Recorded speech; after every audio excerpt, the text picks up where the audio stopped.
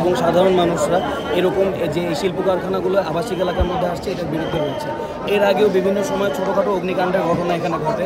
তার পাশাপাশি শ্রমিকদের সাথে বিভিন্ন সময় গার্মেন্টসের বেতনাদি নিয়ে ঝামেলা হয়, সেখানে প্রায় এখানে সংঘর্ষের ঘটনা ঘটে এবং মালিক পক্ষ শ্রমিক পক্ষ প্রায়ই আসে এবং কয়েকদিন আগেও সেনাবাহিনী সহ পুলিশ এসে এখানকার পরিস্থিতি নিয়ন্ত্রণ করে।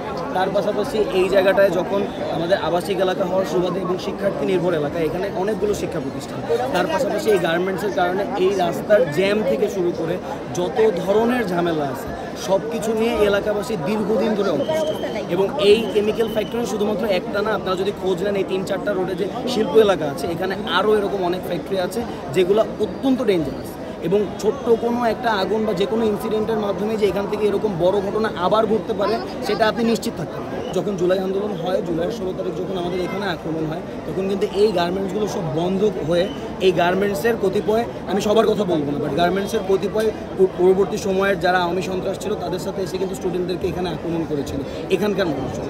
এবং সেই বিষয়গুলো নিয়ে কিন্তু আমরা দীর্ঘকাল ধরে কিন্তু করতে। তবে বড় বড় কয়েকটা শিল্প গোষ্ঠীর কারখানা এখানে থাকার কারণে এই বিষয়ে কোনো দৃশ্যমান স্টেপ আমরা কখনোই দেখতে পারি না।